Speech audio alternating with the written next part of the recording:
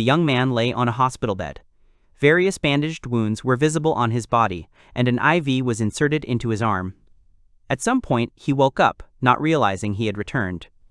At his school, bullies had their eye on him and constantly bullied him.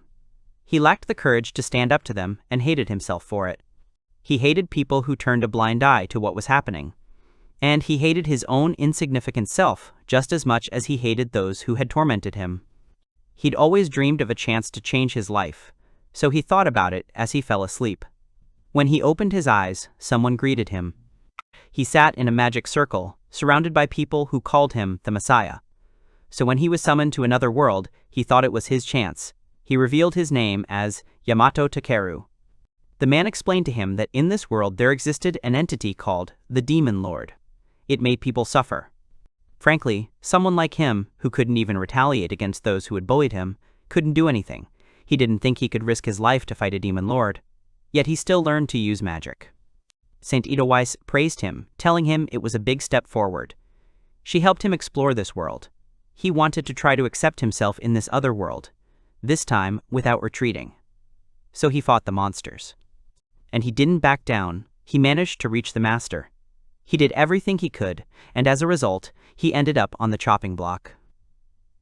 The man announced that from now on, in the name of the Lord, they would carry out the execution of the monster Yamato Takeru. The Otherworlder harbored the power to defeat the Demon Lord. Before he betrayed humanity and destroyed their world, they must deal with him. He was wearing magic sealing shackles. Without even a hint of gratitude, he was treated like an animal. He was asked if he had any final words. The people present shouted that he was too dangerous, so they should hurry and take his life. So the boy said he was fed up with it all. They raised their swords and bid him farewell. When the execution was drawing to a close and the Prime Minister had left the scaffold, the protagonist saw a weeping saint among the crowd of people, stretching out her hands to him. Looking at it closely, he realized that whether in Japan or this world, he had never been able to achieve acceptance. But at least one person shed tears for him. At that moment, the execution was carried out by the soldier's sword. He was sure that his life was to be happy. And then he opened his eyes in the hospital room, realizing he was in a hospital in Japan. A plane was flying past the window. He was astonished to be back. Touching his neck, he thought about being executed. It simply couldn't be true. Had those 3 years really been just a dream? But he realized there was no point in racking his brains over something he couldn't understand. First, he needed to find out what was happening to him here. Suddenly he saw his reflection in the window. He frowned and trembled, not understanding who it was. His scream startled the people outside the door. He realized that several of his guests were broken. After that, he decided to use magic, casting a general healing spell on himself. After that, he rose to his feet and stretched. The pain was gone, and the fact that he could still use magic meant it hadn't all been a dream. Or maybe he was dreaming right now. He began to examine himself in the mirror again, not realizing who he was. At that moment, a doctor and a woman ran into the room, calling his name. She hugged him, crying because he was awake. She couldn't understand how he could move, with so many broken bones. He thought she was the mother of the man who used to run this business, and he must be a doctor. He couldn't directly address the hooligans, so he decided to plead memory loss. The man and woman looked at him in confusion. He said it meant he was playing with his friends on the school roof. Then the fence broke, and he slipped and fell. He was asked if he remembered his name. He confirmed it. The doctor said he couldn't believe all his serious injuries had simply vanished. It was completely impossible, even for an experienced healer. He tried to understand how it was possible. Takeru thought that even though this wasn't another world, there were healers here. Just then, a man came running, calling his name. It was Takeru's father. He hugged him with tears in his eyes, and then his mother hugged him too.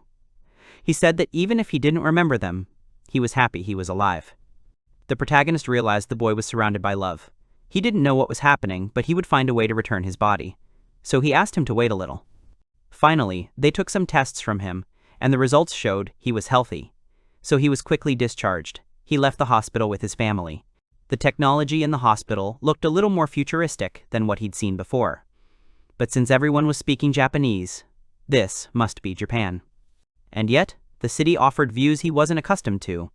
When he'd been in Japan, like Yamato Takeru, it had been the year 2000. He wondered what he'd been thrown into the future. Meanwhile, his parents were choosing what they'd have for dinner that night. At that moment, the announcer on the car's television announced that it was time for the news. It was the last day of May, and the hot spring of 2040 was drawing to a close. They had also saved many lives today. Hunters risked their lives every day to protect them. The boy saw scenes of battles between humans and orcs, goblins. He didn't understand why they attacked in this world and not in another. His father said that hunters do incredible things, and he wished he could be one of them. His mother said he was too clumsy and would be torn apart in an instant. He agreed, and Takeru pondered what he'd seen. They fight using magic as if it were the norm. Even though this is Japan, it feels very much like that world. At that moment, a portal began to form in front of their car. It expanded rapidly, which greatly frightened those present in the car, causing the father to quickly turn the car around, trying to dodge it. The frightened protagonist realized that this was bad, and began to summon the guardian protector, enveloping his parents in his magic. The car crashed into the railings. The father climbed out, thinking there was no pain. The boy asked if they were okay. He was very glad about that and looked carefully at the portal. He'd seen something similar in another world. His father had said it was bad, a spatial rift, and he needed to escape immediately. The protagonist thought it looked like a summoning spell. Meanwhile, hands with long claws emerged from the gap, pushing it apart, and several monsters with sharp teeth emerged. The boy realized they were ogres. An ogre is a monster that even a few well-trained knights serving the crown might not be enough to defeat. An ordinary person stands no chance against one. But if it's him, he can deal with them quickly, since he can use magic too. Meanwhile, the monsters began attacking the people present. The protagonist recalled what happened to him in another world, how he ended up on the scaffold. Those who stand out most are the first to die. Not to mention, this body belongs to someone else. So if he stands out and ends up having to return this body, it could cause additional problems for its primary owner. His parents were screaming at him to run away. He didn't want to be afraid anymore and decided to run away, but when he turned around, he saw a monster attacking his parents. This terrified both him and them. As the ogre extended its hand toward them, the protagonist began preparing a spell, quickly moving toward them. He barely made it in time, using explosive flash. This powerful spell instantly destroyed the monster, and the parents cowered at its feet. Running up to them, he asked if they were okay. They replied that they were. He added that a passing hunter had dealt with the monster, so he suggested they leave quickly. He looked at the destroyed monster again. He had used his power after all. He was glad he had been able to save the pair. But the problem was, after his attack, there was someone else. He looked carefully at the fallen monster again. There was a girl standing on the roof, watching him closely. He wondered if this could cause him a lot of trouble. Dad was saying that the car was badly damaged, and it was good that at least they were unharmed. To have gotten into such trouble and survived was truly lucky. They were moving along the dark street when Mom announced their arrival. They found themselves near a 2-story house, where his parents announced that it was his home. They greeted him. He looked at the building intently. He studied the room as he stood there. If he wanted to spend time like Kusanagi, he needed more information. He'd done it once before, but he couldn't see the diary. Frankly, if he'd found some interesting magazines here, it would have been more fun, but there was nothing of the sort. Instead, there were magazines about heroes. He seemed to be a big fan of hunters. Every book in the room was about them. They even had a leaderboard and special reports, as if they were celebrities or something. There was a note from a boy that if he were a hunter, he wanted to join a certain guild. The journal contained a description and photo of a girl and a hunter. The boy had a strange feeling, as if he were both in Japan and not. He'd spent 3 years in another world, so he'd gotten a little used to the strangeness. This little box they call a mobile phone was amazing. It's a bit tricky to use, but he definitely needs to learn how to use it. Besides, if I use it too much, I'll probably end up with a huge bill. Suddenly, his phone rang. A new message appeared. The boy felt even more nervous than he had during the battle with the Demon Lord, remembering that this thing was spending his parents' money. It was facial recognition. He checked his email and saw a message from Araki saying the boy had done something so delusional as taking his own life. Thanks to his efforts, the police had come to his house and he wouldn't forgive him. The protagonist immediately remembered what had happened to him in his past life. Meanwhile, the sender continued to threaten him. The boy realized that this was the friend Takeru had played with. He must be spending a lot of money sending him a bunch of short messages. Meanwhile, the sender sent him a photo, saying he was getting ready. Takeru yelled at him not to send him any pictures, because he should think about the cost of such a message. Was he really stalking him like that? His mother popped in and said everything was fine, since they had Wi-Fi. He asked again, and she apologized for not knocking, but just wanted to tell him. He's probably having a really hard time coping with all this because of his memory loss, so he might not go to school for a while. Since he was in the same situation as Urashima Taro, he used all his free time to research various things using his smartphone. 30 years ago, after he was summoned to another world, a gate connected this land and the other world, and monsters began to emerge from it. They began to destroy people with modern weapons, but they were ineffective against these mysterious beings. But out of nowhere, mages appeared and began to fight the monsters. Mages began sharing their skills, which anyone could master. Magic became a vital discipline, and people began defeating monsters. As he left, the boy said he was going for a walk. His mother told him to be careful. Anyone who studied magic was known as a mage. Those who fought monsters were called hunters. Their job became to resolve the rifts between worlds and protect their daily lives. An old man on the street asked him not to type while he walked. The boy turned his attention to him and looked again at the street in front of him.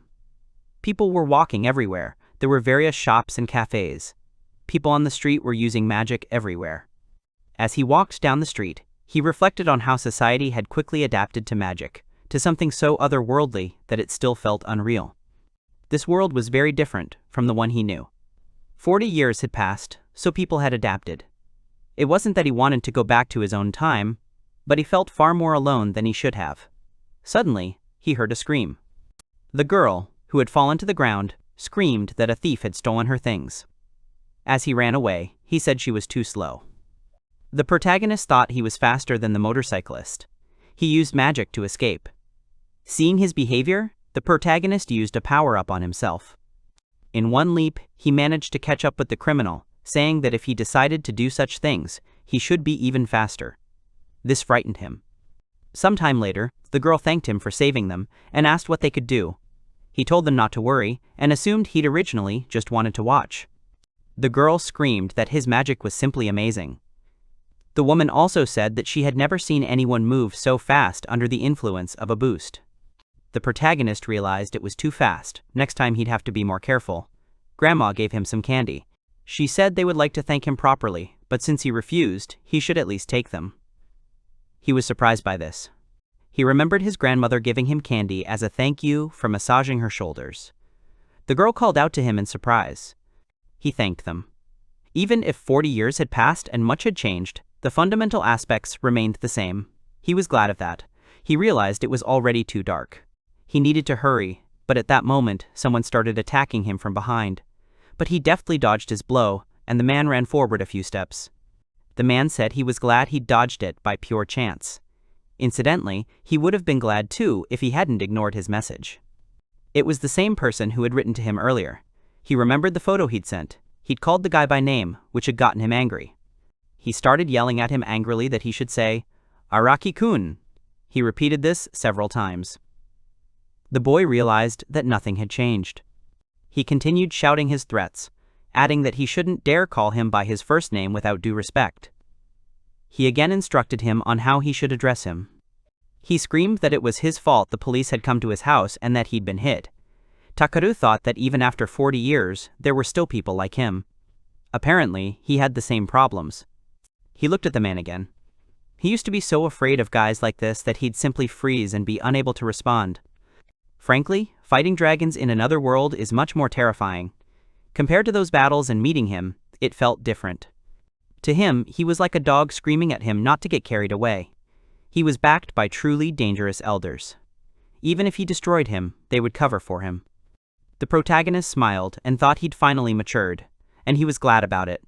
However, this smile enraged Araki. He started yelling at him again, calling him names, and prepared to hit him. Takeru considered what he should do. He could have easily sent this guy flying, but he still didn't want to stand out. So he decided it would be better to just make him fall. Araki screamed that allowing someone like him to be born was a huge mistake, and so were his parents. Then Takeru stamped his feet hard. He angrily punched his opponent in the face, causing him to spin around in the air and land a few meters away. Takeru sternly told him not to dare speak ill of his parents. He began preparing his magic for an attack, but the boy said it was wrong to resort to combat magic in such a place. At that moment, a rift began to form behind the enemy, just as it had earlier during the day. The protagonist was astonished by the resulting rupture in reality. A monster emerged from there and struck Araki, sending him crashing into the wall. Takeru realized he was still alive. He didn't even know if it was because he was a boxer, but the kid was pretty tough. Since there were no strangers here, it didn't look like he had much time. He needed to end this in the blink of an eye.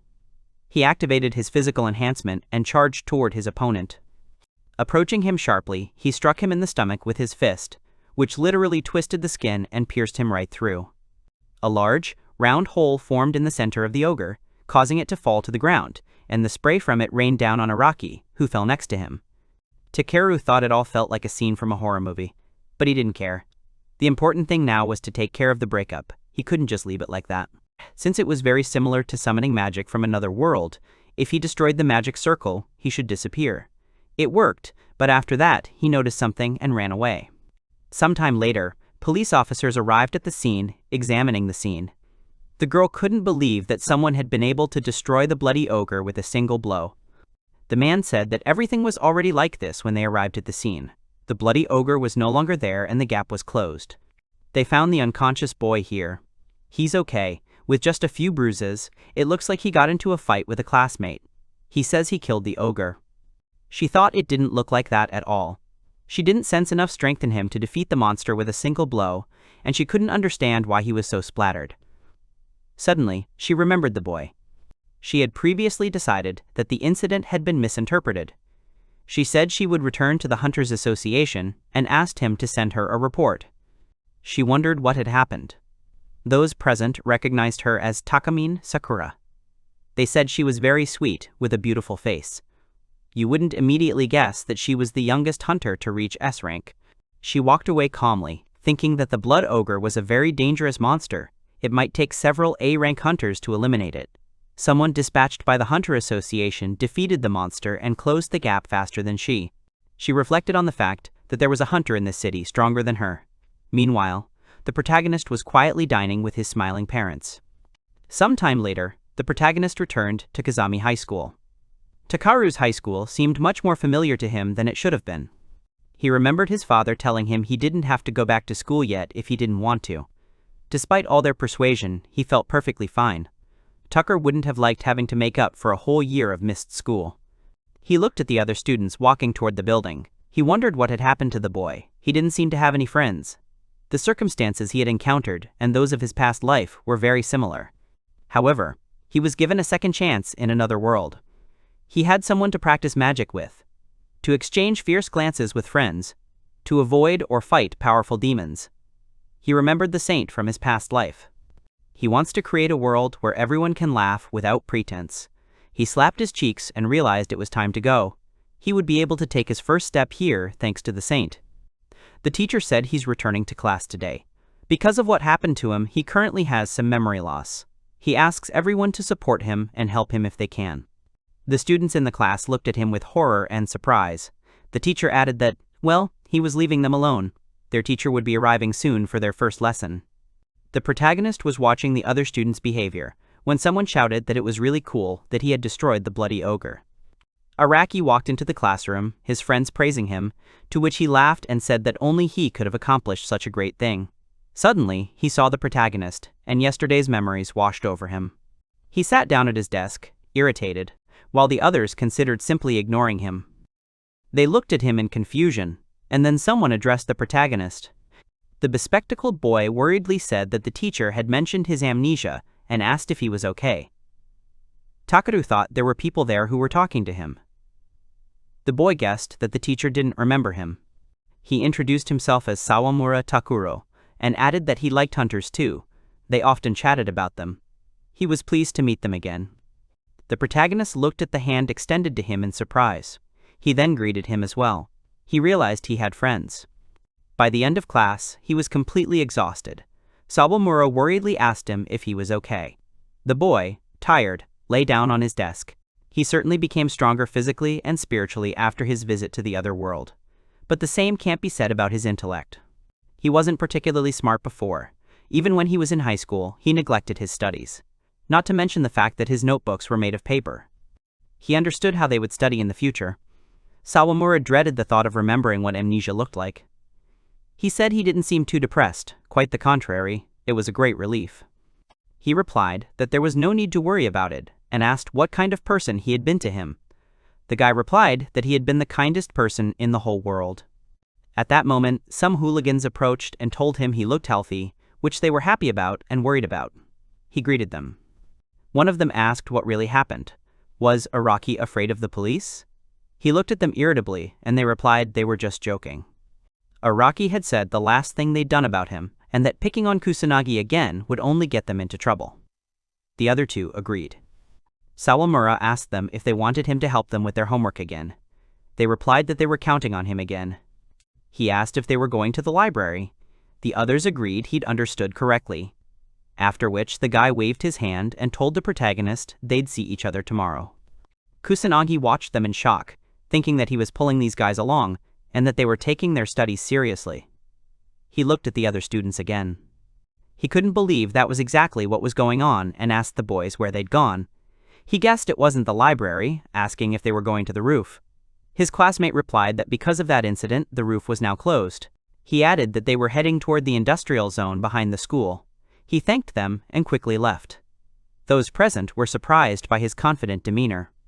Meanwhile, the student was reading that the greater the mass or acceleration of an object, the more damage it causes. So, the force of an object is equal to its mass multiplied by its acceleration. What is the name of this result? Araki shouted that he had no idea, all the while beating Sawamura. He replied that it was the wrong answer, and then started looking for the correct one. One of them said he knew the answer, Newton's second law.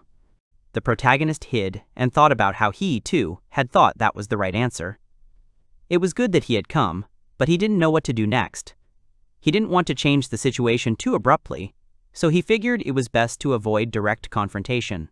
Araki angrily called the boy names, asking if he could have screamed a plea for help or something. He understood, after all, that he'd tried to take his own life because of playing with them. The protagonist thought he wasn't wrong. Sawamura came here himself. No matter what he thinks, he did it to protect Takeru, and for him, Kusanagi is his top priority. He wanted to save him, because if he had come here, things would have been different. Meanwhile, the boys continued to bully him, beating him. Sawamura replied that he would never call the protagonist. He said he abandoned him, even though he was his friend. They continued to say nasty things to him, which made him suffer. Sawamura said he would never have asked him to help him, even if he became their next target, even knowing he would be all of them instead of him. After all, he was simply taking advantage of his kindness. But this time, he was determined not to make that mistake. Takeru thought it couldn't be him, he wasn't so worried about himself. Sawamura tried to say he'd save him, but he was hit. Araki said that's how he views their elective. As expected, people like him are completely different. In any case, they came to have fun, not study. He was very angry at the protagonist. After everything he'd seen, it was terrifying. Takeru crouched down, clutching his heart, understanding what the body's owner wanted. His top priority was Kusanagi Takeru. He stood before his classmates. After that, he confidently declared that he would now play with them. He decided to save Sawamura, who lay beaten on the ground. The hooligans looked at him in surprise. Araki asked if he'd come to get his fix. He was making him sick. Lying on the ground, Sawamura couldn't see who was standing in front of him. Araki realized he'd passed out. He was so thin he didn't even have the strength to be a punching bag. Takeru cast a healing spell on him and told him he was very strong. Others shouted that he'd been beaten so badly he'd forgotten it. At that moment, the protagonist punched him in the face with such force that he flew several meters away. The others looked back at him. He then kicked Araki, who barely managed to survive. They were extremely outraged and shouted at him not to look down on them while trying to kick him. At that moment, the protagonist grabbed them by the heads and slammed their heads together. Seeing this, Araki also rushed to attack, shouting that he was annoying him. Takeru replied that if he didn't correct his constant barking, he would become a nuisance to those around him. Then he slammed him hard onto the floor. He held his head in his hand, and the other man looked at him in horror. The protagonist said that even though he liked dogs, he didn't like him. The other two stood up and told him not to get cocky. One of them started using magic. Takeru realized they still weren't going to calm down, but it was actually easier for him this way. Back when he was fighting the Demon Lord's army, a lot had happened. The demon screamed at him that he was being forced to do all this against his will, that he would do anything. He believed him and let him go, and because of this, the town was razed to the ground. Thanks to this, he learned his lesson. If you've already started something, you shouldn't give up halfway. He would make sure they could never do anything like that again. They would never touch Sawamura again. He would break their will.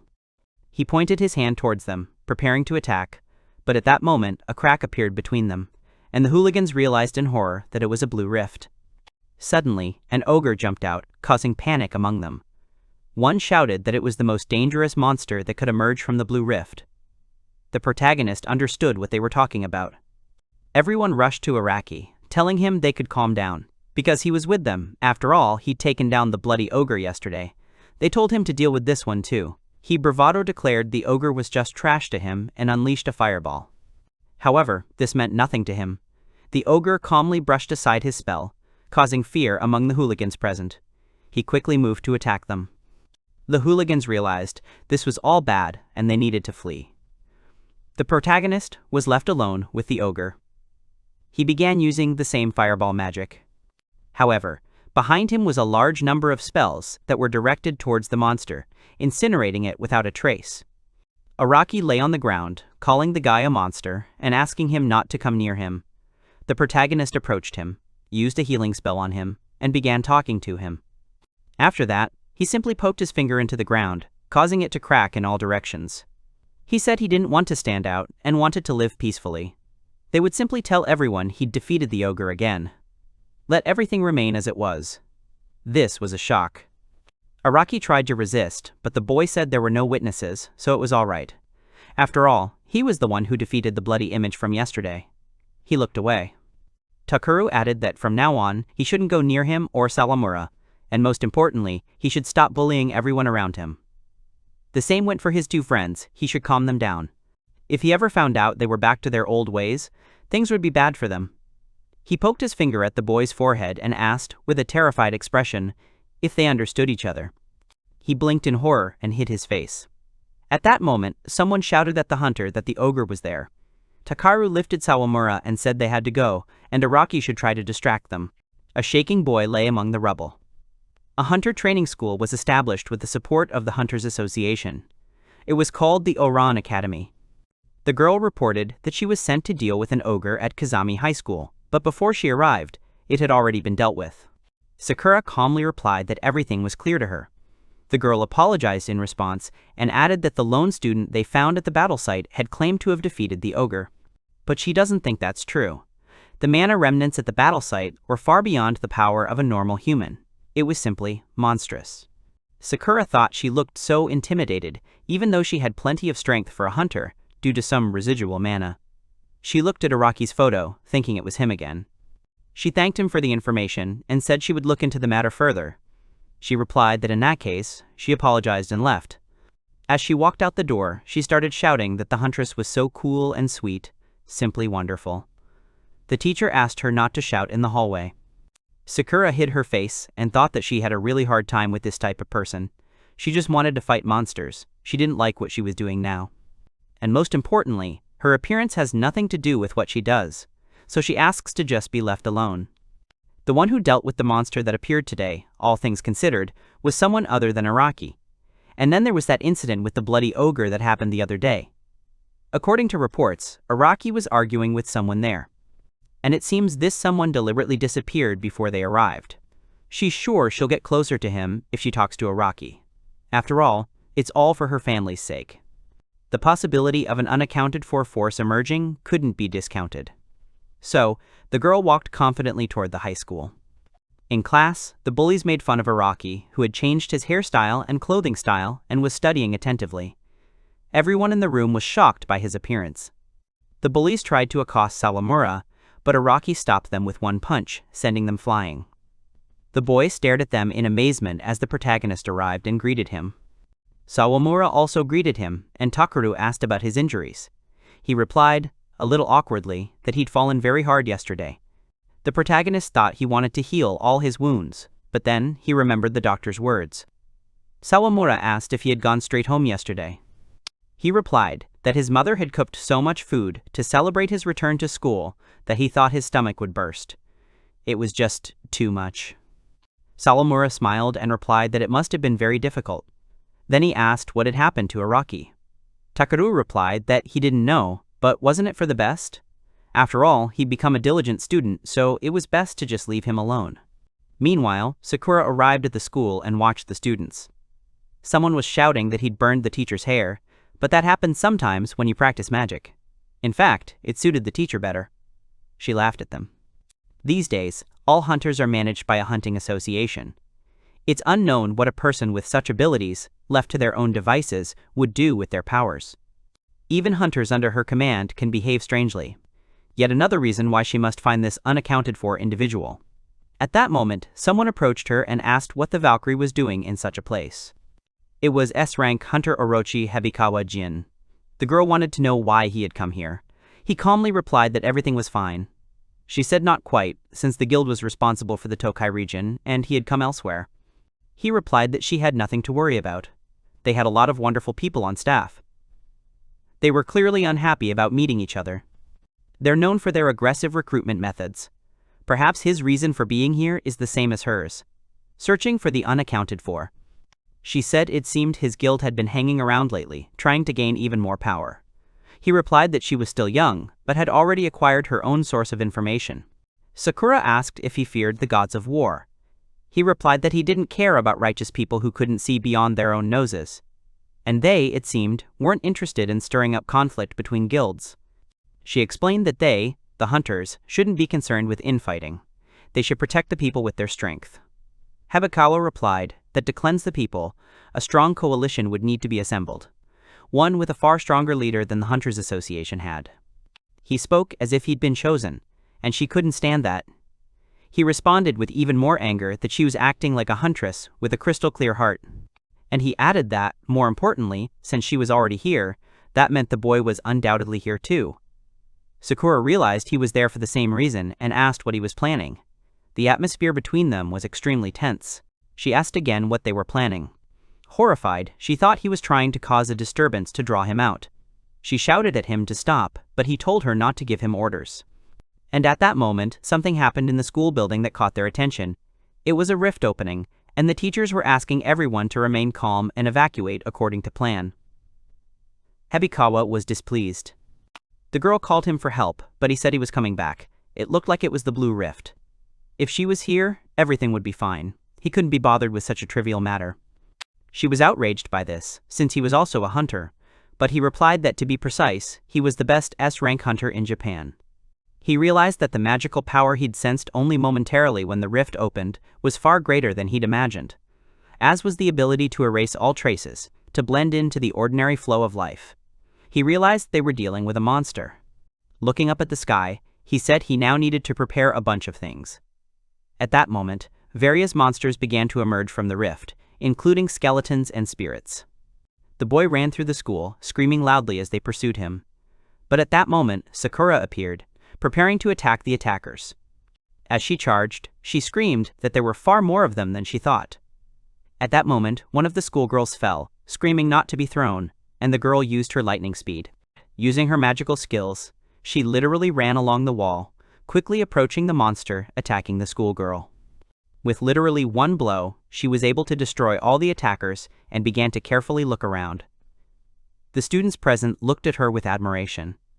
She loudly announced that she was the hunter, Takamine Sakura, and that she would take care of the monsters herself, so they should hurry and evacuate. Everyone immediately obeyed her and ran away. She noticed the students shouting that, as expected, he looked strange, but was as strong as ever. She realized there was someone here with combat experience. These skeletons and ghouls are low-ranking monsters, so the students should be fine. She can help them. The will-o'-the-wisps use magic to warn of danger, but there aren't many of them here. If they'd gone quiet, she was sure they could handle it themselves. Feeling the mana coming from the roof, she knew they were there. Again, this is an unfamiliar situation for them. They haven't received any job descriptions or, especially, any training, so they can't be blamed for succumbing to panic and being unable to move right now. But that's precisely why hunters exist. At that moment, she heard a voice speak of a sacred circle. Around it, various magics literally blazed, emanating from a large number of different inscriptions. After that, she realized she'd found him, the unaccounted-for guy. He was squatting on the floor, his back to her. She looked at him in surprise.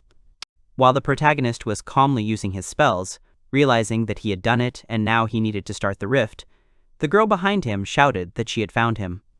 She ran into the room and stood behind him. He quickly destroyed the rift and used his physical enhancement, deftly escaping her. But she decided to use lightning speed, thinking he couldn't escape. However, he had already run ahead of her and she couldn't catch up. She thought he was incredibly fast, surprised to discover it was merely a physical enhancement. Lightning should have given her far more speed than his spell. The guy realized she couldn't keep up with him. He didn't want to turn around and show her his face, but he felt her pressure.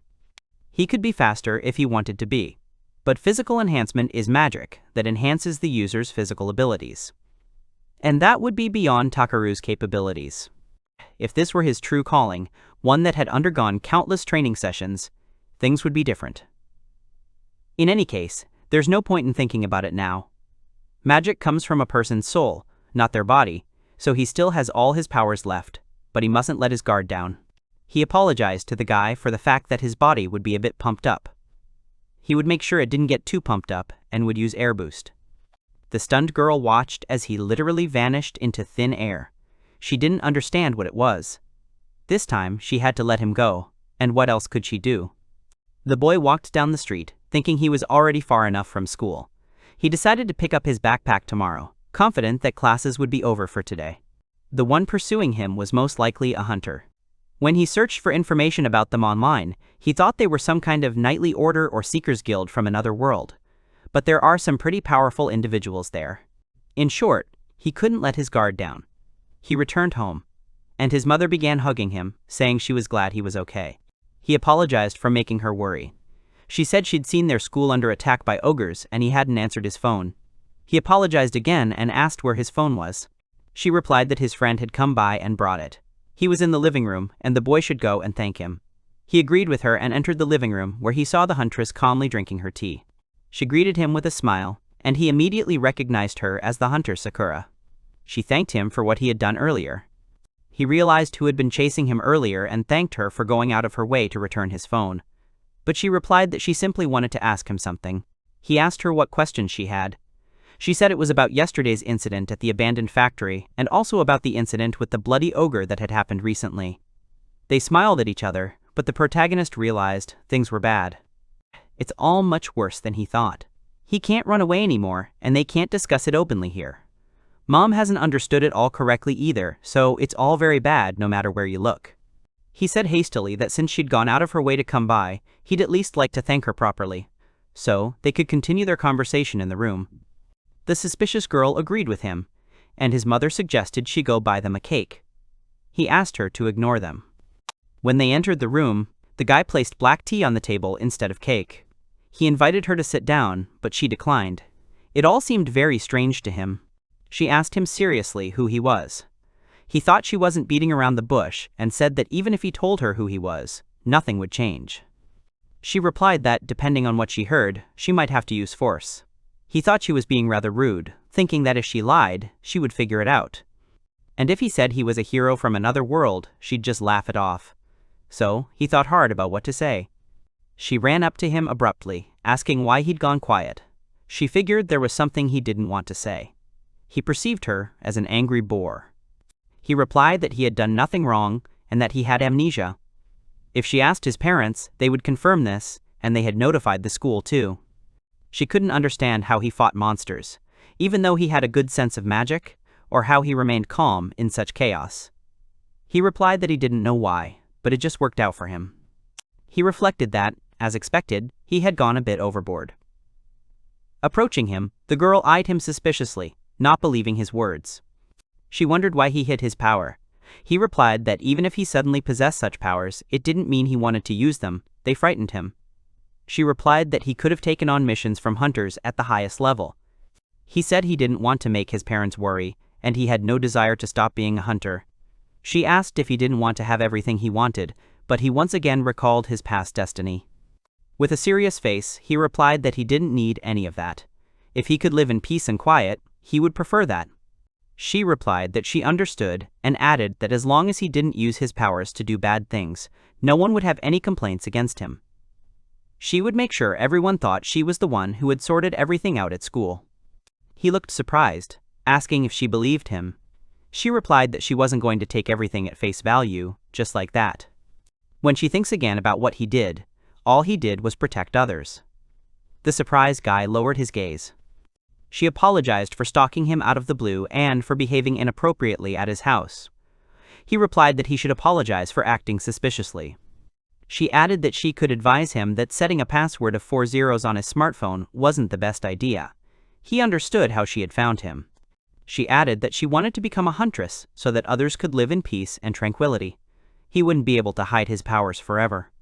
But in any case, if he wants to live a peaceful life, then she will protect his ordinary, everyday life. After that, she left. He realized that there were people in this world who resembled the saint. Just to be on the safe side, she saved his phone number. But she realized he was having a hard time coping with everything because of his amnesia. She remembered him asking her where the infrared sensor was. She looked at her phone with a smile and said he was a very mysterious person. At that moment, her grandfather asked her not to text while walking, for which she apologized. People watched with admiration as the group of Wind Guardian hunters performed on the screen. They recalled how they had once helped them and turned out to be very nice people. They said they would protect their neighborhood.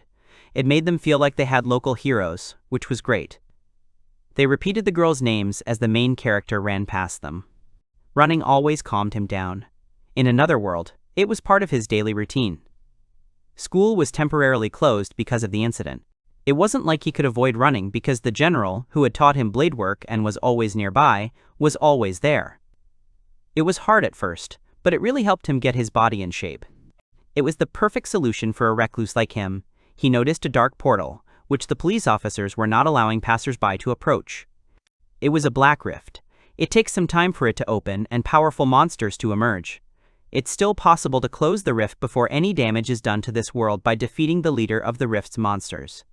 The boy realized the others were waiting for the hunters to return. There was another world inside this rift.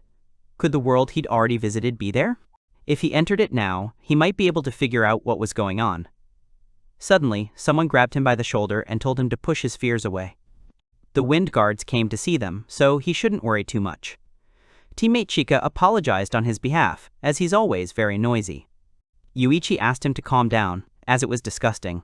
Amamiya added that it was because of his positive qualities. But he didn't care what they said about him, he continued laughing.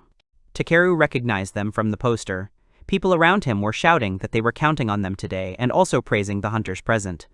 The protagonist thought they were so lifelike, definitely leaving behind the feeling of local heroes. Gato said they'd destroy the rift and everything would be fine. With this shield, he'd protect his friends, this city, and him. He realized it was a tank and told them to try harder. At that moment, his teammates tossed him into the rift, telling him it was time to go, and that he'd completely deafened the other guy with his screams. The protagonist thought those screams brought back memories, just like the general. In one of the anti-demonic cytodelia on the front lines, the general of the Royal Army, Grado, laughed loudly and said that the Messiah's movements were too slow. The protagonist couldn't hit him at all, striking him endlessly. Meanwhile, the man said he opened up from above and attacked him straight in the neck, but the boy was able to dodge the attack. But a sword was presented to his neck, and when he fell, the man declared victory his. The boy looked at the blade dejectedly. The general said it was as expected of a Messiah. He had been chosen by the gods for a reason. Both his physical and magical abilities were growing at an impressive rate every day. Takeru asked if that was true. Then why couldn't he even hit him? He replied that no matter how fast he was, a strong attack always left a gap in his defense. It was just a matter of how he exploited that gap. The boy agreed with him. He added, in other words, if he created such a breach for himself, but he couldn't finish the sentence because they saw the monster sneaking up on them. They realized they'd never seen anything like it before. They couldn't figure out how it got in or where the guards were looking. At that moment, the demon began attacking them, and the general received a wound to his arm. Takeru screamed in fear as the man continued to dodge. The protagonist wondered what to do. He was so terrified he couldn't even move. The man shouted that he would keep him busy for a while, so he should run. As a general appointed by the king to fight this war, he wouldn't give up so easily. He added that only 3 months had passed since Takeru appeared in their world. It was as if he'd just acquired a grandson. Every day with him was a joy. He'd already lost his wife and son, and he couldn't bear the loss of his grandson, so he had to hurry. The boy really wanted to run away, but he simply couldn't use the general as bait to escape. He didn't want to do that. After all, he'd decided earlier that he wouldn't forget what he used to be like. Then he rushed into the attack. Watching his attack, the man thought it was bad. It was a very wide swing. The guy thought that if he created an opening, he would know where to strike. Watching his opponent, he figured out where to move and attacked. With this blow, he was able to destroy the monster, surprising the general, who asked why he did it. The boy replied that he would be sad if he lost his grandfather. Besides, he did everything as he'd been taught. The general shouted that it was a superb performance, a perfect performance, and he'd give him 1,000,000 points. The boy, frightened, replied that he shouldn't move. Gato and the general look very much alike. 3 hours had passed, and his hearing still hadn't fully returned. The boy was calmly stretching in the park. As for strength training, he started small, even just 5 minutes a day, and then adjusted the portion he'd been spending days on end. It's better to focus on cardio and increasing his endurance, and don't forget about stretching. As for his diet, the guy hasn't had any particular problems losing weight, so he doesn't need to change anything. His mom cooks a lot for him. This body definitely felt completely different from his own. He'd have to make sure he didn't change it too much. It was the little things like that that made everything possible. He heard someone screaming, asking to be allowed back. It seemed he was back where he'd been. The hunter was shouting that Chica was still inside. They were near the portal entrance, using various magic. The boy's face was contorted with rage. Yuichi shouted at him to calm down. The girl was the fastest of them all, she'd be fine. He understood how he felt, but they needed to wait for backup. She'd decided to distract everyone for them. People around them began whispering, realizing this was bad. If that happened, the monsters might come out. The Guardians were a highly skilled team, but they couldn't cope. They wondered if anyone of higher rank would show up. Gato cried, apologizing for having to become bait and for their weakness. It was as if the protagonist was faced with yet another version of his future. Knowing what to do if no one appeared soon, he closed his eyes. Some time later, when the moon rose in the sky, the protagonist entered the black portal. He looked at the portal behind him in shock, realizing he'd done it unconsciously. He needed to take steps to avoid being discovered. He remembered Saint's words about how he was incredibly stupid, but that was precisely what made him so appealing. Horrible screams continued to echo from the portal. He pulled his hood up and tied it around his face, making it less visible. Once he was inside, there was no turning back. Demons looked down at him from the mountain, surprised that someone else had entered. It was wonderful, after all. The girl begged the ogre not to break them right away, at least this time. The protagonist continued to move quickly through the dungeon, wondering if this was truly the other world, but for some reason, he felt nostalgic. Jumping high into the air, he saw traces of a battle, and thought that all the monsters were familiar enough. As he expected, this world was very similar.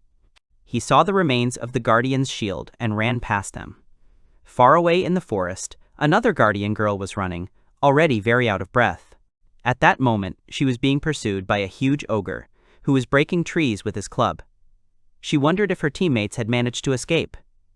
Perhaps they were crying. She remembered the battle earlier, how her friends had fallen. At one point, she had failed to dodge, and the ogre's club had landed right above her. She watched in horror as the weapon approached. At that moment, the main character appeared in front of her and used a freezing spell, turning the monster into a large block of ice. She opened her eyes and looked at him, puzzled. After breaking the ice floe, he said he was glad he'd done it in time. She'd managed to get a couple of bruises, but overall, she didn't seem too badly hurt. I got up. The girl thanked him for saving her. He replied that he was just passing by, which surprised her. She recognized him as the man they'd met at the entrance to the rift. He remained silent, and she realized the clothes and voice were the same. He replied that she had a good memory, and the girl explained that she was responsible for recruiting new members on the team, so she noticed everything that was going on around her. The girl apologized to him ruefully. The guy asked if the Cyclops was the Rift's boss. She confirmed it, to which he said they needed to leave quickly as her friends were very worried. Her face lit up at that moment. She was relieved that everything was fine, but at that moment, the demon on the mountain began casting a magic spell. She decided it was time. A boy and a girl were walking through the forest. She thought the freezing spell he used at the very beginning was just elementary magic. He had so much power even without ability, enhancing artifacts like her knife. Besides, it's worth remembering that he was dressed as if he'd gone grocery shopping, and yet he'd walked into the rift without a doubt, so she wondered who he was. Suddenly, he stopped, and she bumped into him. He snatched the weapon from her, saying they would borrow it, and used her dagger to attack the magic circle, his eyes fixed on the target. His swing caused a bright flash to emanate from his magic circle, causing the girl behind him to nearly fall over. His powerful attack literally blew the monster on the mountain to pieces, causing great surprise among the girls present. They watched in shock. Seeing his success, he realized he'd missed. Chica screamed in shock, unable to comprehend what she'd seen or how he'd even survived. But then the boy grabbed her and shouted that they needed to escape immediately. While she was in his arms, she realized it had happened too quickly. The demon, stunned, said it had taken her by surprise and that her pet had been destroyed. However, after that, she began to laugh loudly. The guy apologized for the broken knife. He owed her one and would make it up to her, hoping his insurance would cover it. She replied that everything was fine and she didn't care. He asked her if she had something she could use to sneak past the rift. She replied that she had a house curtain. When they arrived, he asked her to go first and also had a request. Pulling his hood tighter, he told her not to tell anyone about him. The girl understood. At that moment, the demon began to cast a powerful spell, preparing to attack the boy. This time, she was determined to succeed. However, she saw that the protagonist was already near the entrance to the rift. She began screaming hysterically for him to play with Sukuna some more. Then, she began using her magic. He had already disappeared, however, but she decided to follow him. Puffing out her cheeks, she tried to understand why she couldn't, since they were already getting to the most interesting part. But there was nothing she could do.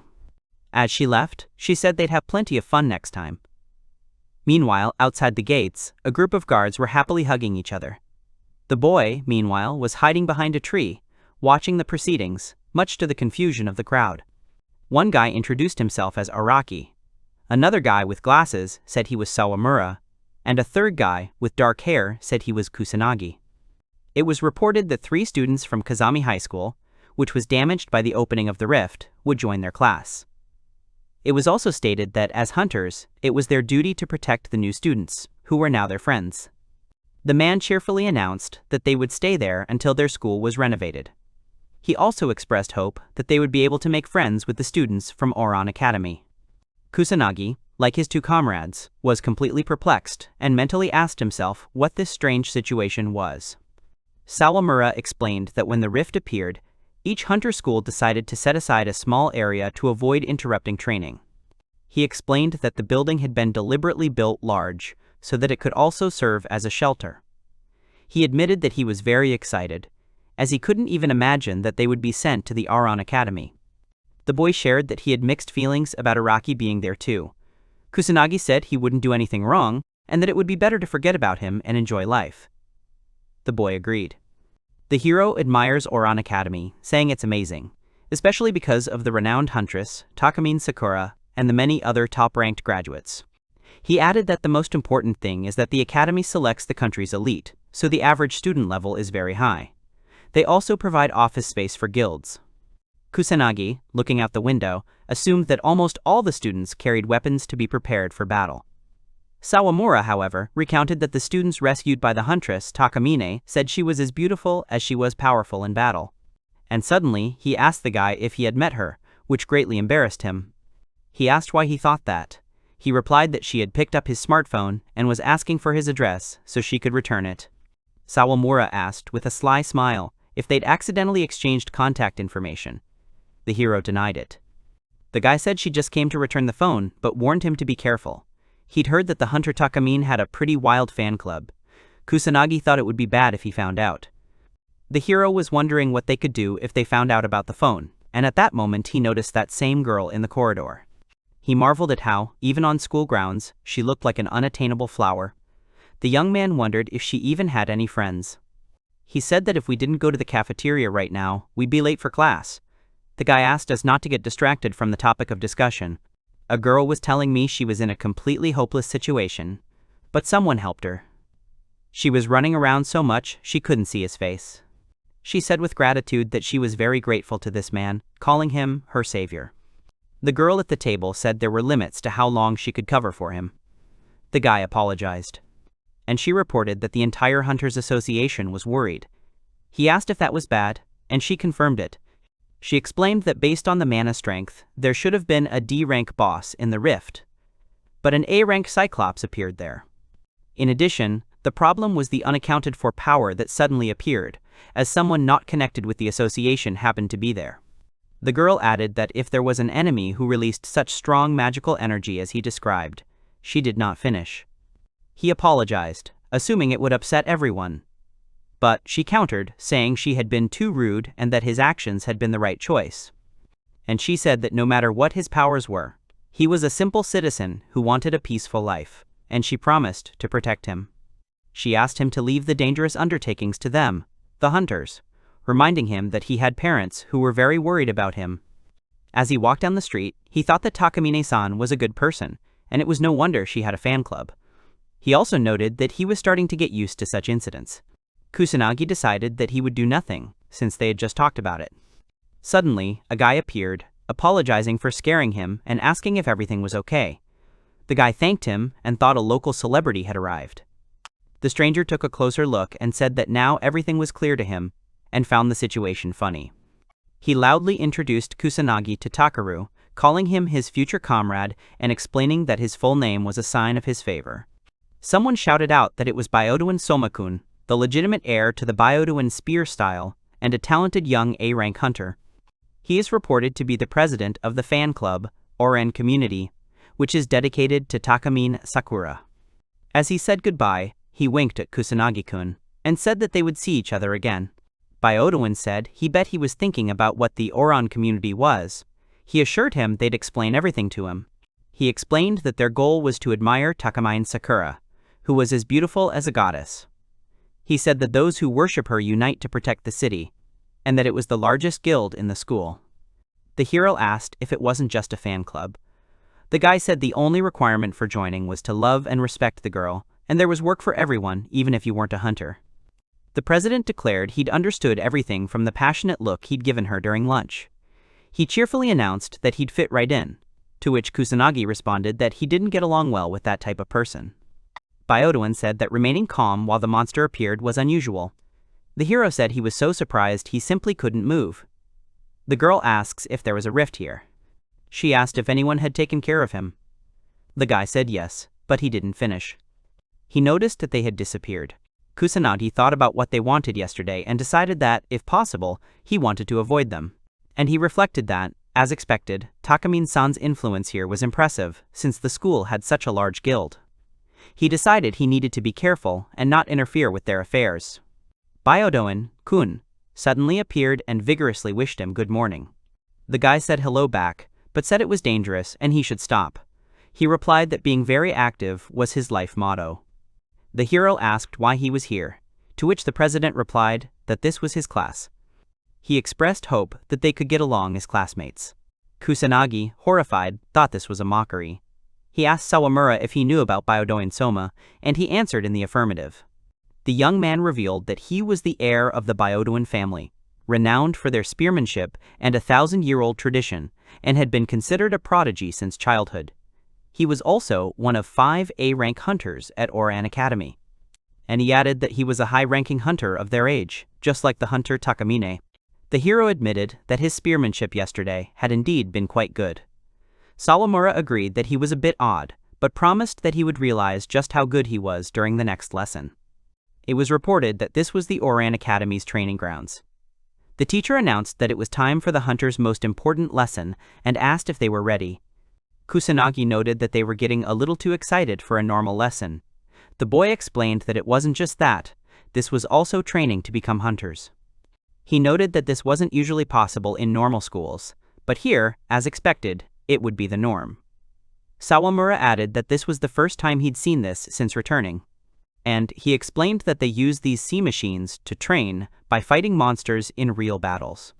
The guy explained that these are doppelganger slugs that take the form of whatever you upload to the sim mechanism. A classmate clarified that C is an abbreviation for the doppelganger slug mechanism. Kusanagi said that slimes couldn't do that under normal conditions. The boy replied that it was a decoy monster created by the mage for training, so there was no danger. The hero thought about mages, people who study magic. He wondered if they also develop such magical tools. The teacher instructed them to aim for the legs if they couldn't reach the neck. He also reminded them that if they were working in a group, always remember to leave someone to monitor the perimeter. The guy thought they did this every day, just like firefighters. Araki said he'd be safe no matter what. The hero asked if he'd said anything, to which he replied, frightened, no. The man called the next three from Kazami High School. And he announced that their opponents would be these Psy Goblins. He offered them a choice of weapons for a hunter or a mage, recommending a sword for the beginners. Sawamura asked if Kusanagi-kun would choose the sword, and he replied that he wasn't very confident in his magical abilities. He also said that he was very weak physically, so without magic he would be useless. The teacher instructed the three of them that the weak point of these monsters was the neck. He added that they were easy to defeat, even if you weren't hunters, and told them to aim for the neck. The hero thought he could defeat them on his own, without using any skills. Sawamura and Araki prepared to attack, shouting, fireball. The man shouted at Kusanagi-kun that the sea monsters were only pretending to attack, so everything was fine. But Kusanagi-kun thought no, he had definitely defeated him. People were puzzled by when he did it and how he swung the sword, since they hadn't noticed anything. Someone suggested that perhaps the sim mechanism had broken. The boy asked what kind of slug it was. He couldn't understand how it couldn't understand that it had been defeated. Araki-kun laughingly suggested that the mechanism was broken. Kusanagi happily agreed. Sawamura, watching them, was surprised when the two of them became such close friends. The hero sat in the library, thinking that even here there was nothing useful. He was searching for a way to return Takeru's body, but he knew it wouldn't be easy, and perhaps the person who could provide the clue hadn't finished his sentence. And I read about absorbing the spirits of dead heroes, and thought that this was something vaguely reminiscent of his case. Kusanagi considered the idea that he had taken over Takeru's body, and that Uesugi Kikyo was doing something similar, but her soul remained within her body. He wondered if Takeru might still be somewhere unfinished business. Suddenly, someone greeted him loudly. The boy apologized for frightening him. The hero thought he seemed to have finally settled into this peaceful life. The president said he found him very interesting, and he asked if he was hiding his true strength. He claimed that he had been well versed in people's abilities since childhood, but he couldn't see the limits of his own. The hero replied that he was just an ordinary student with memory loss. Byodoin laughed and said he was a terrible actor. And he stated that his stance and sword skills were far above the level of a master and that he was interested in his strength. The boy jokingly offered to fight if possible. Kusanagi said he was just an ordinary student, and the president decided to leave things as is. He asked if he was interested in the Uesugi huntress. He mentioned that she was one of the highest-ranking huntresses in all of Japan, and he hadn't had the chance to fight her. The hero, surprised, asked if he knew her. Byodoin explained that he had been hosting a gathering of martial arts enthusiasts at his home, but she had already gone home. He added that her photos on magazine covers are a rarity, as she usually stays in the sacred mountain grounds. The president said that if he used his family connections, he could arrange a meeting with her. The young man was surprised that he wasn't as quiet as he seemed, and suggested a specific course of action. And he suggested that if he showed what he was capable of in a duel, he would introduce him to Uesugi Kikyo. He explained that the academy's grounds contained several protected black rifts, which were now used for training. He also mentioned that some students needed permission to enter them. He joyfully declared that they could fight to their heart's content. The hero warned him about the enormous raging bull behind him. Kusanagi agreed to the duel on two conditions: that he introduce him to Uesugi Kikyo and that he would not tell anyone about his powers, no matter what. The boy assured him that he would stand by his word. The hero believes his large spear and showy style are easy to read, and the moves he showed off earlier were just a show. His actual movements were graceful and polished, using the length of his arms to avoid splashing blood. The martial art of spear byodoin is said to be a mastery of silence. The president excitedly asked if it wasn't funny. Kusanagi thought his spear wasn't making any unnecessary noise. The guy thought that it was as expected from an A rank, but noted that he didn't agree to this duel for fun, and told him to dodge properly. Byodoin thought he had just seen a vision. The hero stated that he had won. The president laughed, calling him amazing, and demanded he show him more of his power. Kusanagi reminded him that he had fulfilled his part of the bargain. The hunter screamed in horror that the great bull had mutated into a minotaur. He said it was nonsense and impossible, since they couldn't mutate into other species. The hero thought that although he hadn't seen anything like it before, he had fought one like it once before in another world. Byodoin said that he would detain him and told him to run. The guy said that the Oruran community is people who admire Sakura-sama, share her aspirations, and protect the peaceful life of the city and the population from monsters. He declared that he realized he could defeat him easily, but he was an ordinary person. Therefore, as the head of the Oruran community, he would embody her ideals and fulfill his duty by protecting him. He apologized, saying he knew he wanted to hide his powers, but he brought him here anyway. He admitted he did it simply because he liked him. It was reportedly the Byodoin family dojo. The winner was declared to be Byodoin Soma, who, being a first year in middle school, was surprised by this. The boy said that although he had said he was a hunter, it seemed like it was just empty talk. Those present admired the boy's strength, saying he was gifted from birth and that among adults, only the clan leader could defeat him. The man, however, shouted at him, reminding him that he had always told him not to be rude to his opponents. He explained that skills alone won't help you grow, and that true strength lies in that, but he didn't finish the sentence. His son explained that it's someone who protects and guides people on the right path with unwavering intentions in their heart, no matter what, and added that he was tired of hearing that. The boy said he still had to get ready for school the next day and was leaving. His father shouted after him that he hadn't finished yet. Soma walked along, thinking how nice it was to have everyone praise your talent. He reflected on how he had a nice house, good looks, and no problems with money or girls, and decided to skip the boring training. He thought about what his father said about the heart and all that, but a strong man always remains strong, and monsters are light. And he wondered if they had become so tireless, because he would soon defeat them all.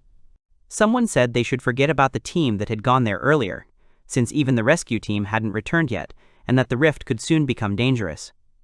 The boy realized what he was missing. The boy realized he lacked combat experience.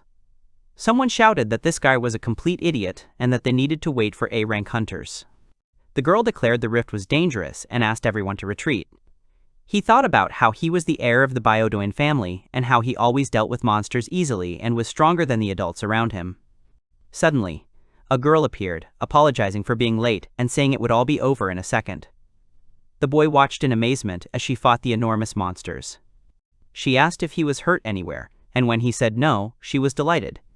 Then she asked him to step back a bit, saying that from now on she would show off a bit. As he watched her, he remembered his father's words about one who protects and guides people on the right path with unshakable intentions in his heart. He realized how weak he was. The girl, having defeated everyone, said everything was fine now and suggested they get back together. The boy began to cry, realizing that he wanted to change and no longer be weak. And he thought that when he and this girl fought together again, he wouldn't be ashamed of his strength. That's why I decided that I had to become much stronger than I was now. Byodoin asked him if he wanted to destroy all the columns, calling it wild. He said that the Minotaur must be an A-rank monster, and was definitely strong, and that its mutation was caused by something, and asked Kusanagi to retreat. And he declared that no one could break his spear. The hero told him that his skills were excellent, but he was too careful, and that his opponent was a monster, not a man.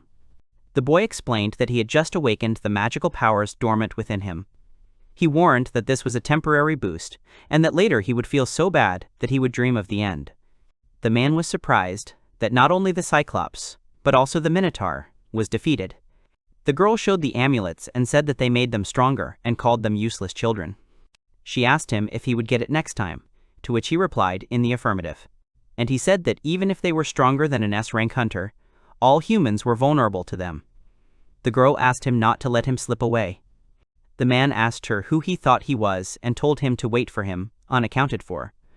The hero is in a cage, and someone says that he needs to be dealt with. In his memories, people thank Takeru, calling him a messiah, and the king apologizes to his friend for constantly relying on his strength. Someone shouts that people like him don't deserve to be in this world. He wakes up in a sweat, realizing it was just a dream. At the table, he thinks about Byodoin's promise to arrange a meeting with Usugi Kikyo for him in the summer, and recalls his oath to his goddess Sakura. And he thinks that if Takeru returns to his body, he himself will disappear. But he is used to this. His family notices his pallor and worries, but he dismisses it as just a bad dream. However, they insist on going to the hospital. His father is worried that this could be a symptom of a new illness, and his mother says she couldn't bear it if something else happened to him. The boy thinks Takeru has a wonderful family. He thanks them, saying that he feels better now, and thinks that he would like to have this body back right now. And he receives a message from Sawamura and a photo from his classmates with get well wishes, thinking what a strange bunch they are. The girl said it was a windshield. One of the guys asked them not to scream, they were in the hospital. Kusanagi says he saw the news about them being hurt and is glad they're okay. The guy says they were just discharged and thanks him for the kind words. The hero, meanwhile, is thinking about how she didn't tell anyone about him. The girl's friend, Chika, asks what she's fussing about, and suggests going for a walk.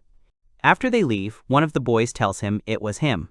He explains that they're all from Kazami and decided as children to become hunters to protect their hometown. He says they have a long road ahead of them to become stronger, and promises that he will become a true protector, for the sake of their city and the one who saved them. Kusanagi asks what he means. As he says goodbye, he says that he can count on him, and thanks him from the bottom of his heart. His parents say they can't stay with him, his mother only asked for half a day off. The boy replies that his test results are good and he'll be able to walk home on his own. On the way, he thinks about the good people who surround Takeru and decides to protect them until he returns, even though he feels uneasy about this deception. And he hopes that in the summer he will be able to come up with something about himself. But then a monster appears in front of him. Two men appear. One of them asks if this is their guy and receives an affirmative answer. He tells the hero not to ignore them and asks if he is going to meet the summer. One of them introduces himself as Yasu, while the other calls himself To. He says they are A-rank hunters from the S-rank guild Ouroboros and have come on orders from their leader, Hibikawa. Kusanagi recalls how Takamine warned him to stay away from the Ouroboros guild, as there were many bad rumors about them. The men say they want to ask him about the incident at Kazami school, and the hero advises them to go to school about it. Yasu says that they really need to talk to him, and he shows a photo of Sawamura and threateningly asks if he wants to start with him. At the cafe, he's offered a contract with the Ouroboros guild. When he asks about the school, they tell him it's just a pretext and advise him to look into the terms. He's offered a leadership position with an annual income of 50 million plus bonuses.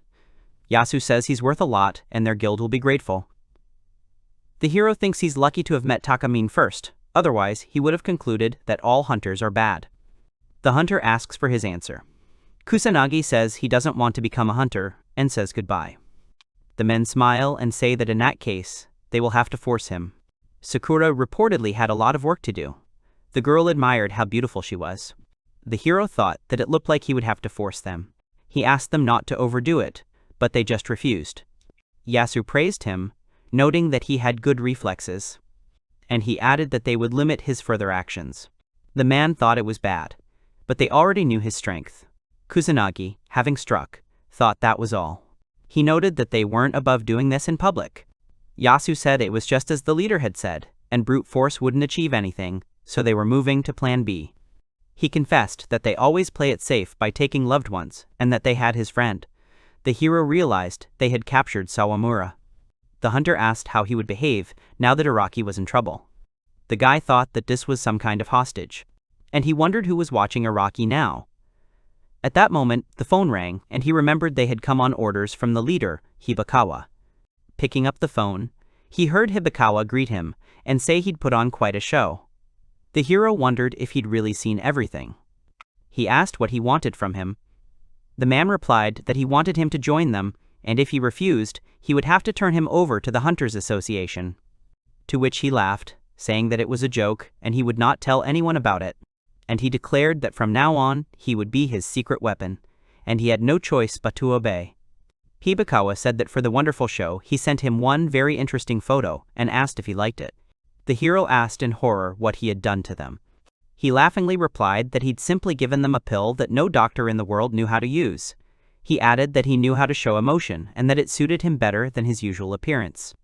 He said that he had an antidote, and he was ready to give it to him, but he had to come for it himself. And he added that he was sure he already knew, but he had to come alone. Kusanagi thought, there is no other way. And he added that others would only hinder him. The hero apologized, saying it was his fault. Some guy said it was dangerous to walk around here alone and suggested we go to their cafe and relax with them. They had some great girls. Another guy said we shouldn't invite young people, they were nothing but trouble, and asked us to work harder. The girl introduced herself as Echidna and said that Hibikawa asked her to accompany him to him. She explained that restaurants all over Japan serve as their bases, and the one he was in was theirs too. Kusanagi denied breaking anything there. Echidna assured him she knew, and that the repair fee would be deducted from Yashio and To's salaries. And she said that Hibikawa was waiting for him inside. He greeted him, saying that he had been waiting for their meeting for a long time. And he asked if it wasn't epic, boasting that all these monsters obeyed his every word. The hero realized that it was he who had sent them. The man confirmed this, explaining that he needed to check it out. He added that it was quite an interesting sight to see Gato blown out of the windshield. Kusanagi asked him what he wanted, to which he replied that he wanted to destroy everything. He declared that he would destroy all the boring rules and stupid guilds with their hunters and would rule the country himself, because his monsters were with him. The guy asked if he was sick, saying that other S-rank hunters would easily handle his monsters. Hibikawa agreed, but said he had an ace up his sleeve, and threw him an antidote. He said he'd already planned to hand it over when he arrived, since he hadn't intended to make enemies. He added that he knew he wanted to hide his power. The man asked why people with the power he had should live in fear, because if they were discovered, they would be restricted and kept in restrictions, because no one wants a person who is too powerful. He said that others would not understand this, and asked why he had sought such power at all, since he dreamed of having fun, but living like this was just boring. And he declared that he would change everything, and the power would be for everyone in this world, inviting him to join. The hero refused, breaking the antidote and asking if it was basilisk venom. He added that he had already cured his parents. Hibikawa was surprised at how he knew about this poison, since it was not yet known in this world, and asked how he knew about it. Kusanagi replied that he had only come to teach someone a lesson. And he said that his power was needed to protect peaceful days. He declared that he had played too much, and he would defeat anyone who dared to come close to what was dear to him. The man said, "So be it." And he promised that he would press on him until he got tired. The hero thought he was a magic caster, controlling monsters with his magic, but there were too many of them. He decided there was no point in standing on ceremony with him, since he was an S-rank after all. Hibikawa said he was impressed and called out to Echidna, who replied that he was now his man. He declared that this would be his victory, and the monster would defeat the monster by summoning the Hydra. The guy was surprised and asked if there really were such people in the other world too.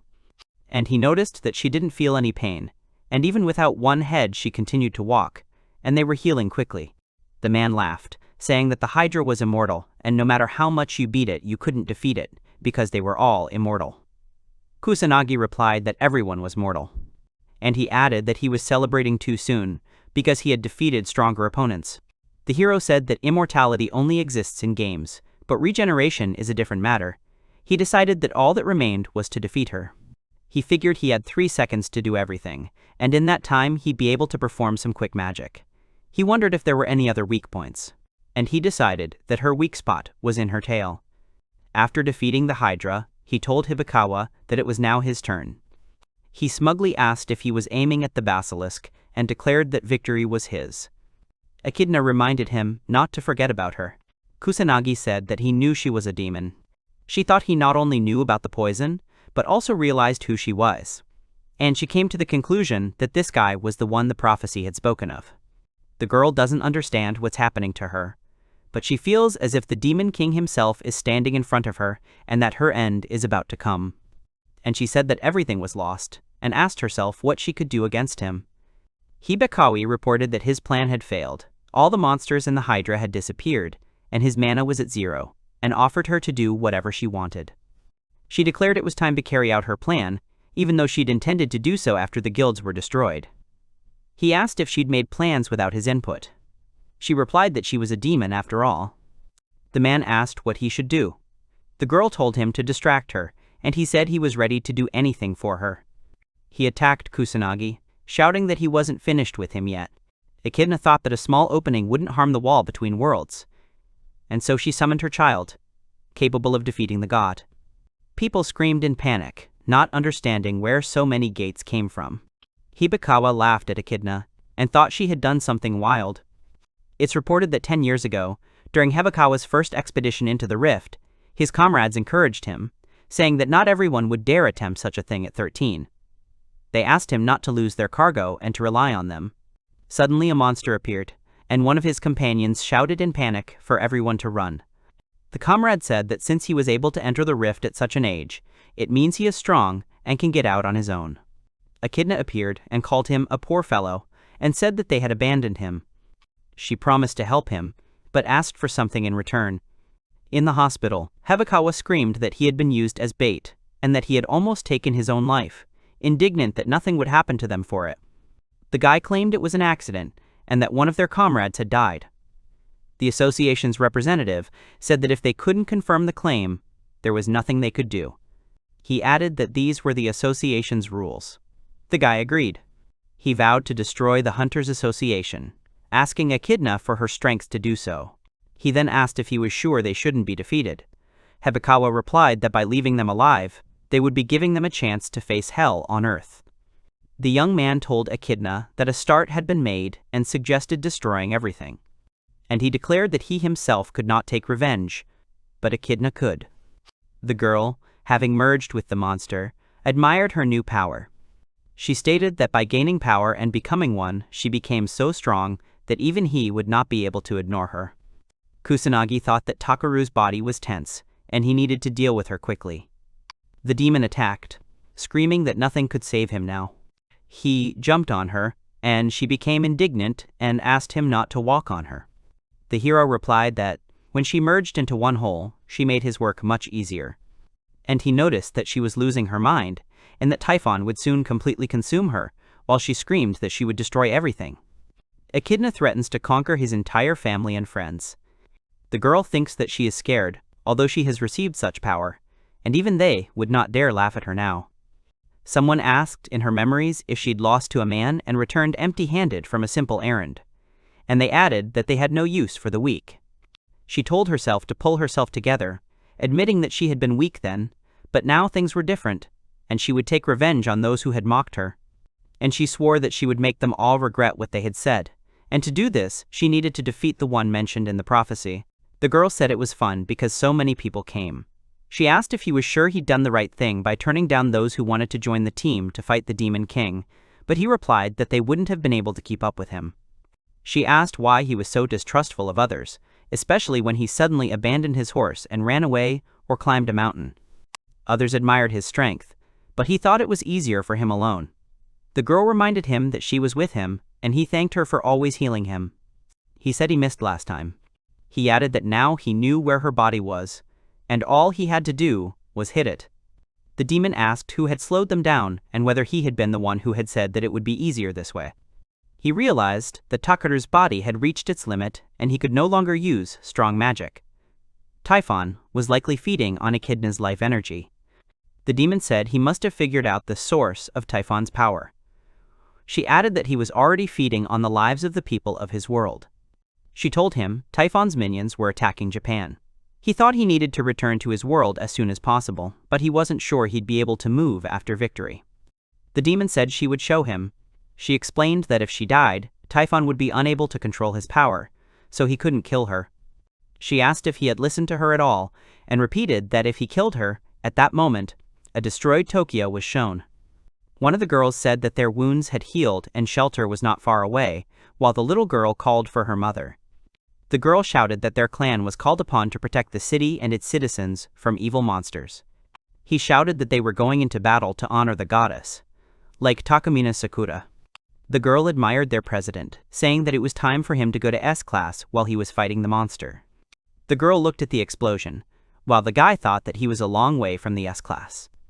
One man reported that the giant monster in Tokyo had been destroyed and ordered the search to be expanded. Another exclaimed that this was the S-class.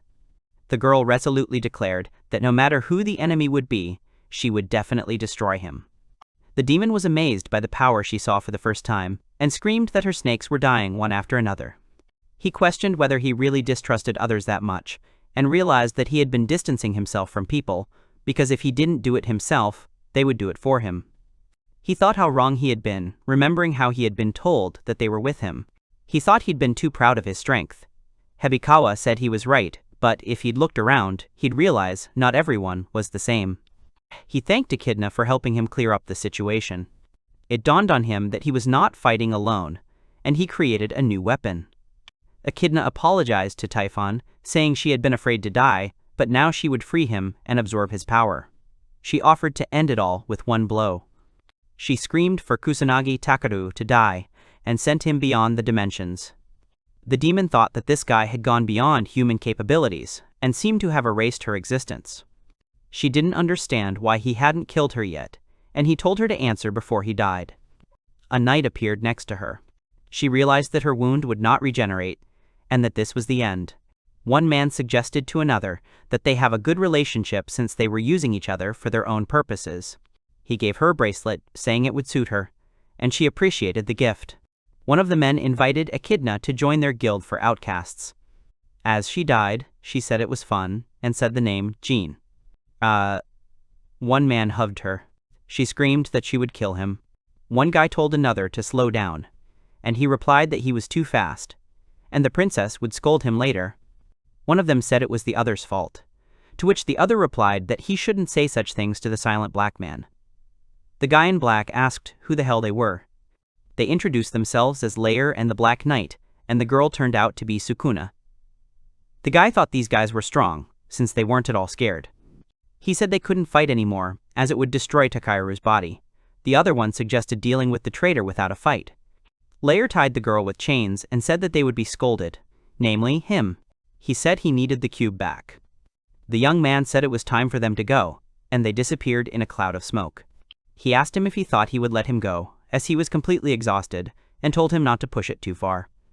The guy realized that this was the same other world, known to him as the world of demons. The instigator of the mass gate opening incident, Hibikawa, was immediately captured by the association's hunters. He was being transported in a car, and he did not resist.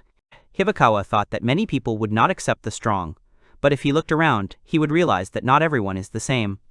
He thought that he had studied the association, and that they were not at all kind, and that they would definitely not leave him alive. One of them said the master had a sad face and that Ouroboros was destroyed because of him. Another suggested retiring in style, since their motto is, an eye for an eye, a tooth for a tooth. He said their revenge would be sweet. She said that the guy from the prophecy, who was supposed to be the Messiah, was ignored, as they were told, and that it was not time for him yet. At the Hunters Association headquarters in Japan, he called an emergency meeting of all 50 S-class hunters. But only 5 showed up, and he didn't understand what to make of that. He shouted that they didn't care about the country, and that after Hibikawa's S-class status was taken away, there were only 49 of them left. One of the girls, S-class hunter star, Karen Saijo, said there was no point in talking about the others, and asked why they had all been called together personally, calling it old-fashioned. He shouted that the association was a government institution, and that if they lived off taxes in luxury hotels, they would be imprisoned alive. The girl replied that, no matter what, she honestly defended people. S-class hunter hero, Hiro Igarashi, said that slouching was bad for you and told the boy to straighten up. S-class hunter Abyss Slayer, Tenku Hayabusa, said he doesn't like being called by his first name. Another admired him, saying that at 24, he's already an S-class driver and doesn't have a girlfriend. The girl said that her ideal is someone kind, capable of acting for the sake of others, and looked at Hayabusa. He said he wasn't looking for a partner and asked if he could leave. Tenku's other half, somewhere, and the other told everyone to calm down, saying that the main thing was energy and enthusiasm. Maiowai Hunters Association entered the office. Akehoshi. He thanked everyone for making time and said that Sogo would personally find those hunters who did not come. The young man said that the conversation would be about the terrorist attack carried out by Hebikawa. He explained that it turned out that demons were involved and that Hebikawa was an ordinary hunter from a seedy clan. One of them asked whether they were demons or someone else, and they explained to him that they were inhabitants of another world, aliens. He said that he had noticed traces of an intelligent civilization beyond the gates, but it had long since fallen, only monsters remained, and this information was a secret. They appeared in their world only once in 20 years, and after they were destroyed, they disappeared. He decided that it would be impossible to establish contact with them, and that it was better to keep them secret, since the risk of unpredictable consequences was high, and many might be unhappy with the decision. He said that he only tells this to S-class hunters to prepare a defense system. The girl thought that her parents were killed by demons, not monsters. He reported that the Ouroboros Guild was single-handedly destroyed by Kusanagi Takeru. They were surprised because the news said that he was caught by the association's hunters, and he was seen on surveillance cameras. The hero said the boy wasn't a member of the Hunters Association, and they'd tried unsuccessfully to find out who he was. He asked if any of them knew anything about him to let him know. He said that in the end, everyone remained silent and asked what the whole circus was for. He replied that he had specifically called these for because he had no acting talent, and that his stomach was almost churning from the stress and shame. He said Sogo acted beautifully, and that his face was something else. The girl said he was too reckless, and although she kept silent, it was pointless now that his name had surfaced in a case of such magnitude. She texted him asking him to contact her as soon as possible, thinking he must have a good reason. He told her the association didn't plan to blame him for interference, since Ouroboros had poisoned his parents. They would claim Sogu had resolved the incident. He asked her to continue to maintain good relations with him because they were friends. A girl named Momiji came to pick her up, saying that her grandfather was waiting for them in the car and asked why her eyes were crooked. She burst into tears, saying she missed him because work was constantly on her mind and they didn't even spend weekends together. The other girl promised to do anything. A week passed, and the guy thought that he needed to update his wardrobe, and that the Hunters Association had a department of restoration magicians.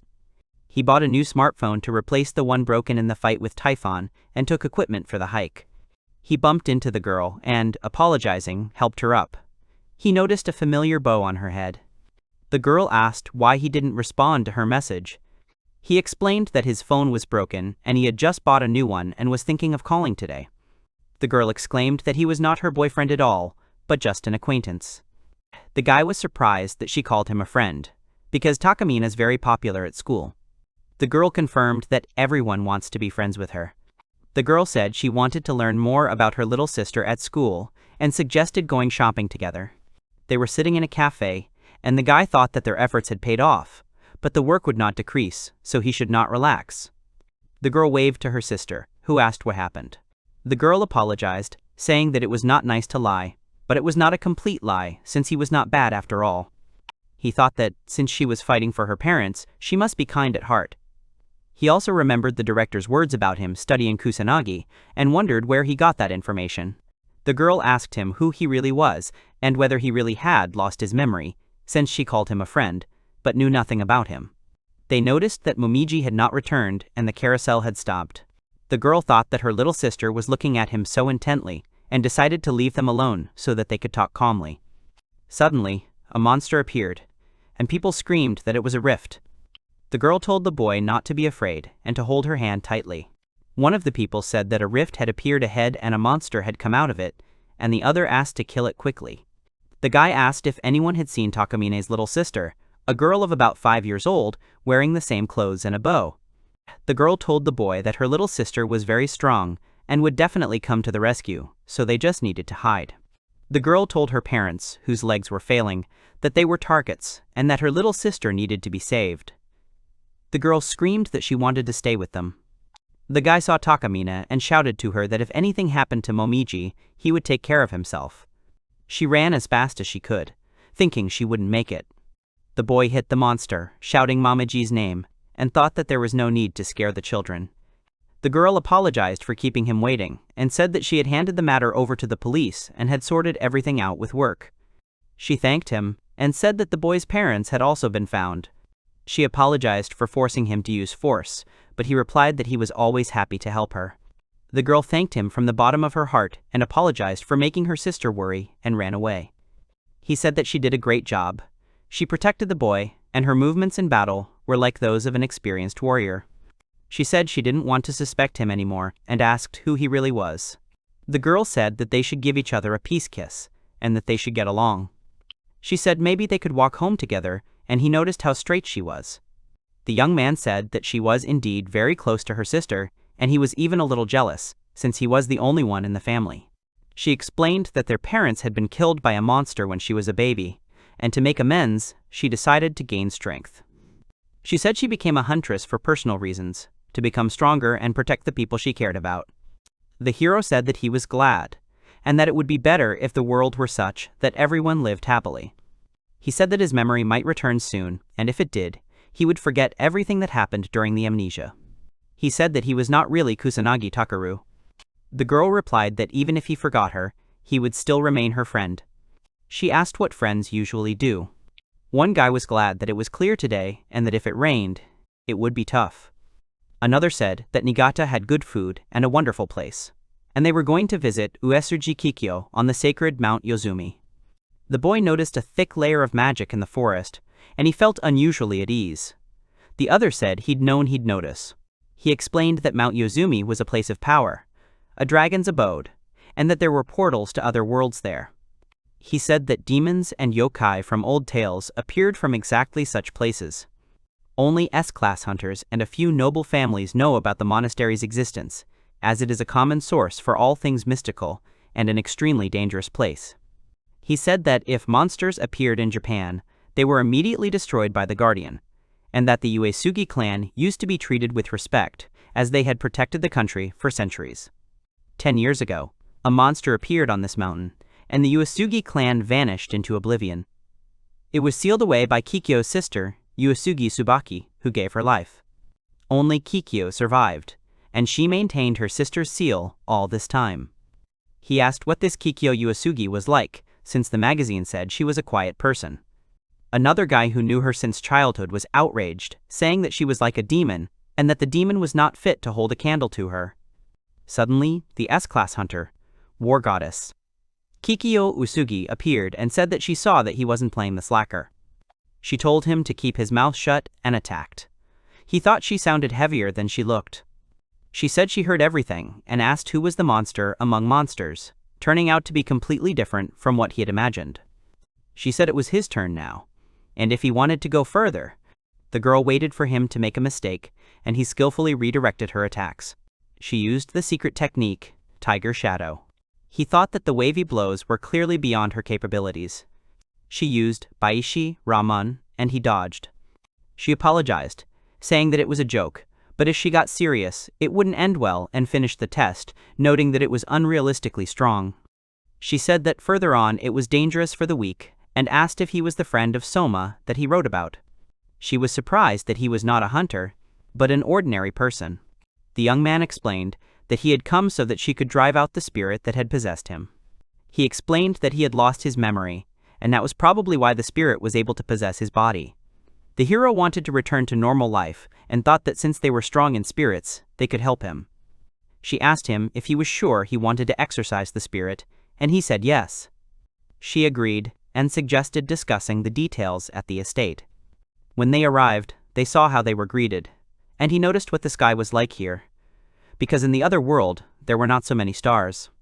He began to think that if another world had the same universe with its own planets, then the concept of stars there was different.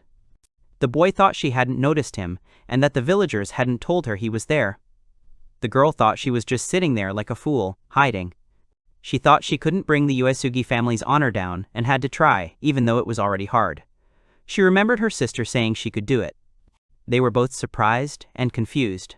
The girl greeted him joyfully, saying that he had finally woken up, and asked if he remembered being naked yesterday. She told him to close his eyes, concentrate, and listen to his heartbeat. He thought about how incredibly focused he was. The heroine said that they, from the Uesugi clan, can distinguish such evil spirits, and that he clearly lied to her. But he also does not seem like a malingerer. She said she would let him look into his soul. The girl felt a certain sadness.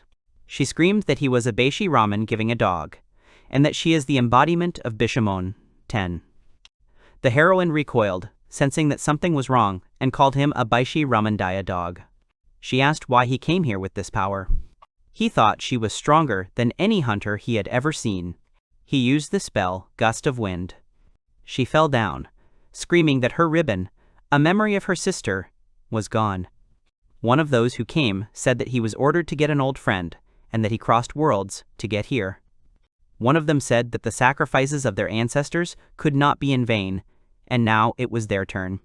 The head of the Uesugi clan, Tsubaki Uesugi. She told them to go as time was short, and Kikyo thought she had something important to say. My sister called her the cutest thing in the world and said that even with a ponytail, she was a cutie. She thanked her sister for worrying about her and said that now even someone as shy as she would be able to express her feelings. The girl screamed that she would definitely live to see her wedding, and that her little Terminator sister would handle everything. She said her sister was like the sun, and everyone was always drawn to her. She, on the other hand, was shy and quiet, but always felt a surge of courage when she was around her. None of the Uesugi clan, who had sealed the demon, returned.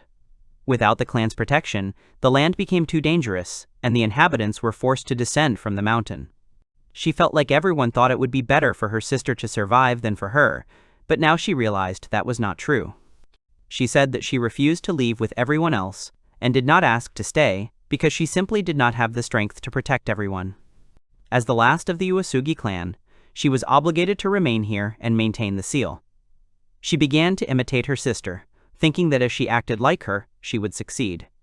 The heroine said that she was completely lost when she was alone and hated herself for it, and he replied that he understood, since he had been like that himself. She asked him how he'd managed to become anyone but himself, given his strength. He replied that he'd met people who believed in him. One guy told another that he had gotten a good beating this morning and thanked him for fixing the ceiling in the dojo. He asked why he had upset her and then gossiped about him. The other one replied that she was indeed angry. He said that Kikyo was actually very lonely, even though she hid it, and she needed someone with whom she could simply quarrel for her own pleasure. The young man said he was going for a run and asked if he wanted to come with him. The other replied that he had some business to attend to and would take care of it. He thought that finding the ribbon would not be easy and did not know where to start. She said that there were two souls in one body at once, but it was impossible that he would not have received a scratch since she fought with all her strength. She said it wasn't true possession, she was just borrowing someone else's power. He asked if she was possessed by other spirits. He thought that if another soul appeared in a body with a soul, the first would be displaced. Then, where did Takeru's soul go? He thanked the fox for finding the ribbon and asked how he could help. Lisa said she wanted him to protect Uesugi since he just had something with her. The young man asked why, since she was already quite strong without him. He was told she needed someone she could simply squabble with for fun. He asked the fox not to tell her about him and headed towards the cave.